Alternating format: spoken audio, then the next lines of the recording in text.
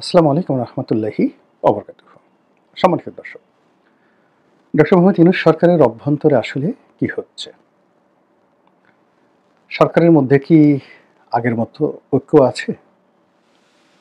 কিংবা সরকারের পেছনে যে শক্তি ছিল, দৃশ্যমান শক্তি, অদৃশ্য শক্তি, অন্তর্নিহিত শক্তি, সেই শক্তির রূপকগুলো, ধারকগুলো কিংবা শক্তির যে সূত্রগুলো রয়েছে, রুট, সেগুলো কি এখনো আছে?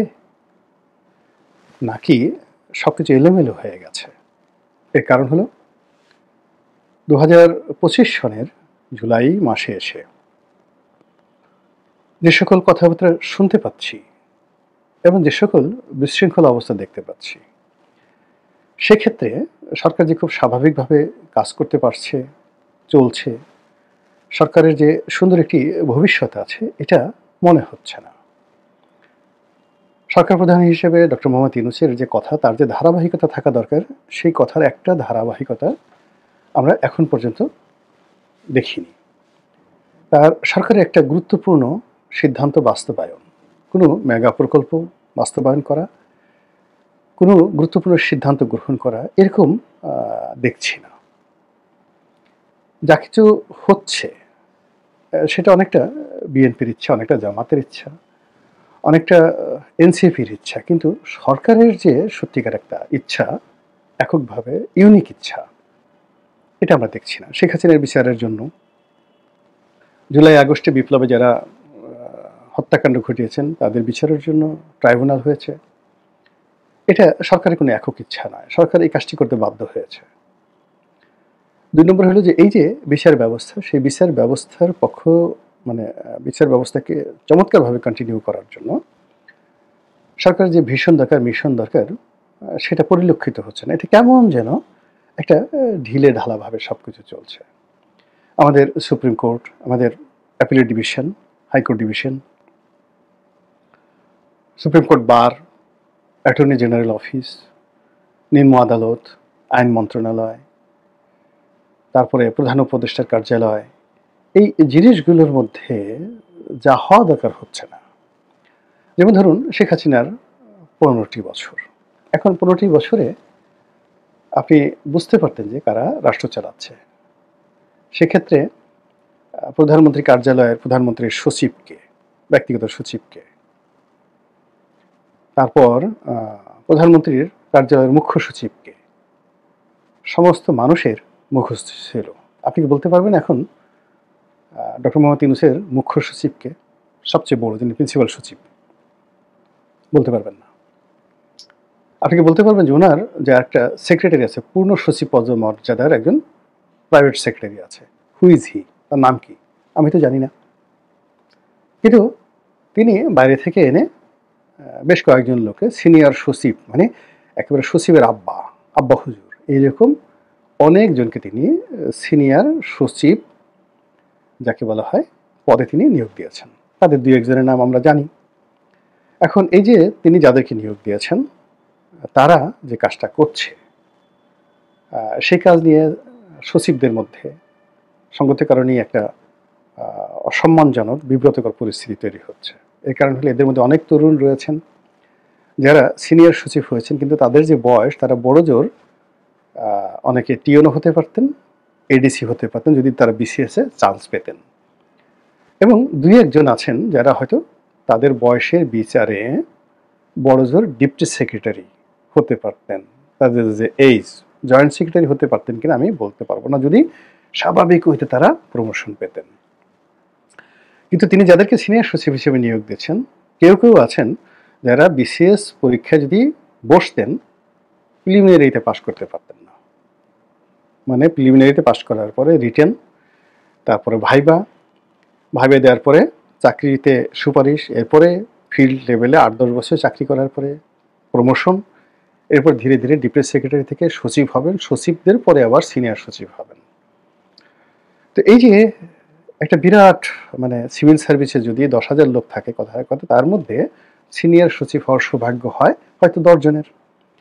তো এইরকম হঠাৎ করে ধরে এনে যারা পরীক্ষায় বসেননি কখনো, বিসিএস পরীক্ষায় পাশ করা তো দূরের কথা, তাদেরকে এনে উনি সিনিয়র সচিব বানিয়ে দিয়েছেন।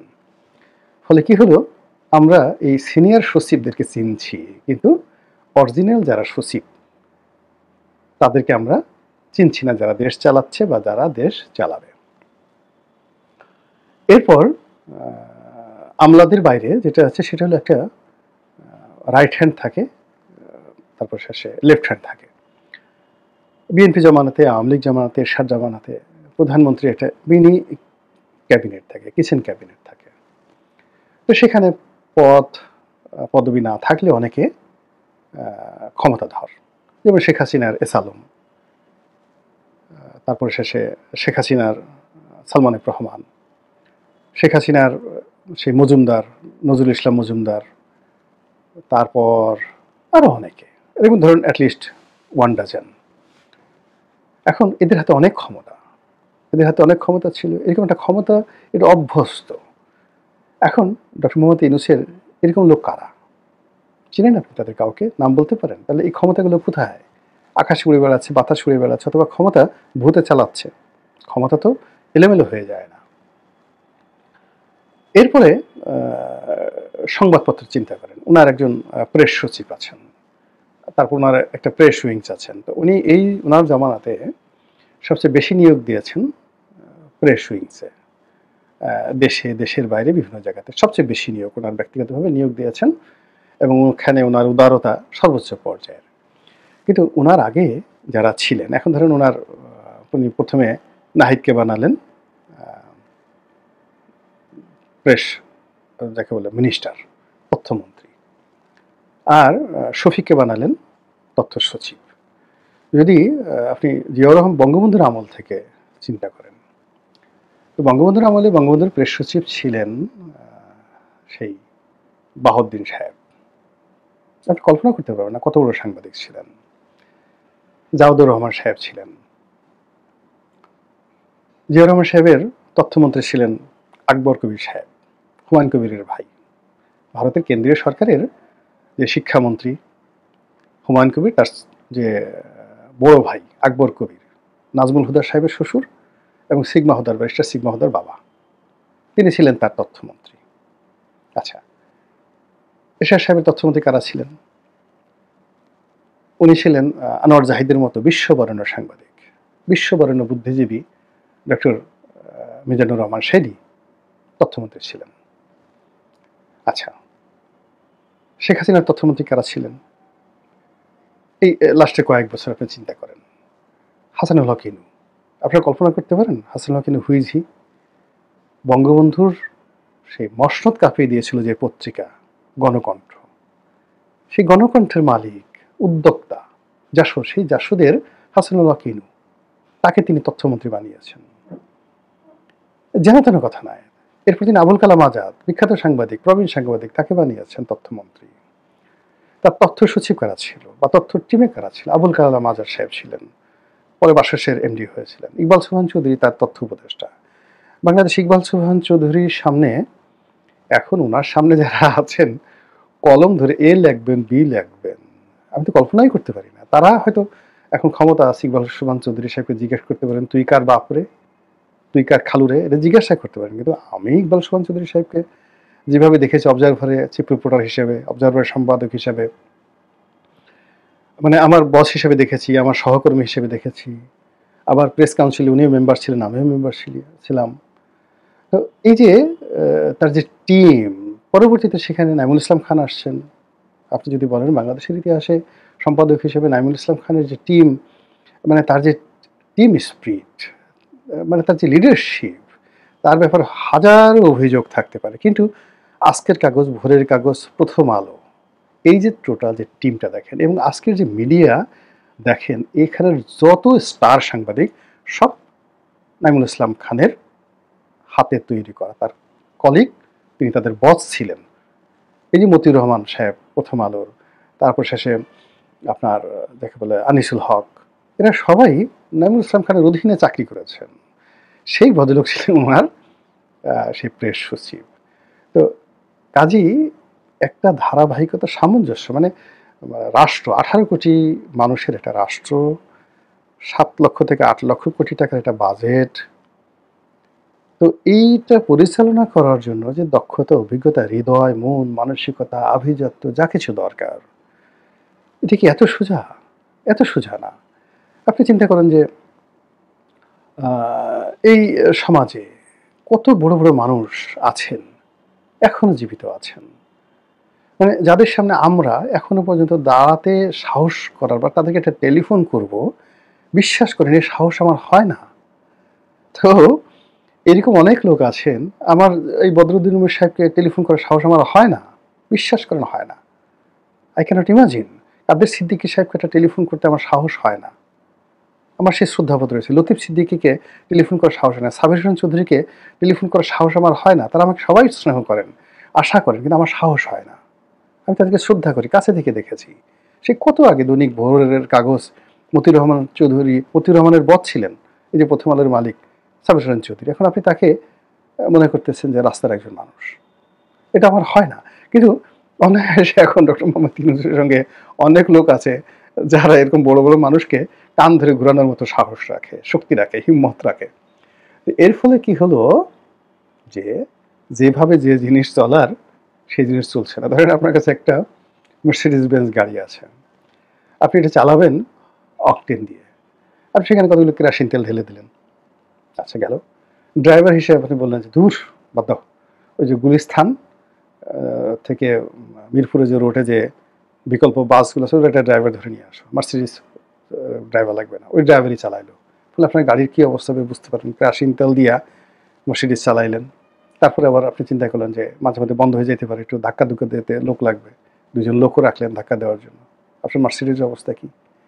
আসলে যে জিনিস করবে সেই জিনিসের জন্য সেটা লাগবে। সিঙ্গারা যে বানায় সেই বাবুর্চি দিয়ে আপনি পোলাও কুরমা রান্না করতে পারবেন না। তারপরে শেষে যে লোক গরু জবাই করে কসাই, তাকে দিয়ে আপনি হীরা কাটতে পারবেন না, ডায়মন্ড কাটার হিসেবে আপনি কসাইকে নিয়োগ দিতে পারেন না। এরকম আমাদের এই সমাজে অনেকগুলো বিশৃঙ্খলা, অনেকগুলো মানে যাকে বলে বিনিয়োগ, অনিয়োগ, কুনিয়োগ এই গত কয়েক মাসে হয়েছে। তার প্রেক্ষিতে যা হবার তাই হচ্ছে। এবং এর ফলে কি হচ্ছে, সরকারের ভিতরকার অনেক বিসাদৃশ্য, অনেক দুর্বলতা লোক সমাজে চলে আসছে, সামনে চলে আসছে। যেমন দেখা গেল মেটিকুলাস ডিজাইন নিয়ে ডক্টর মোহাম্মদ ইউনূস হঠাৎ করে আমেরিকা থেকে একটা কথা বললেন। এই কথাটা আসলে ঠিক হয়নি, এই কথাটা বলাটাও ঠিক হয়নি। এখন এই যে মেটিকুলাস ডিজাইন, এই ডিজাইন নিয়ে দেশে এবং দেশের বাইরে যে আলোচনা প্রকাশ্যে হচ্ছে, এবং যেখানে সরকারের একজন খুবই গুরুত্বপূর্ণ ব্যক্তি, ওয়েল উইশার, তাত্ত্বিক নেতা, তিনি যেভাবে জুলাই আগস্ট বিপ্লবের সঙ্গে আমেরিকার সম্পৃক্ততা, আমেরিকার পরিকল্পনা নিয়ে যে কথাগুলো বলছেন, যেটি এই বিপ্লবের সঙ্গে যারা সম্পৃক্ত সবাইকে বিপদের মধ্যে ফেলে দিয়েছে। আবার ডক্টর মোহাম্মদ ইউনূস যে ম্যাটিকুলাস ডিজাইন, তারপরে শেষে তিনি যেভাবে মাস্টার মাইন্ডের কথা বলছেন, এই সমস্ত জিনিস বলতে হয় না, কিন্তু সেই জিনিসগুলো বলার পরে যখন খুব আলোচনা হলো, সেটা দীর্ঘদিন পরে সেই বিভিন্ন লোক যারা আছে তারা এটাকে কোনো মতো চেপে চুপে ধামা চাপা দিয়ে ওইগুলো ভুলিয়ে দেওয়ার চেষ্টা করেছে বটে, কিন্তু যা হবার তা হয়ে গেছে। এখন ম্যাট্রিকুলাস ডিজাইনে কি কি ডিজাইন ছিল,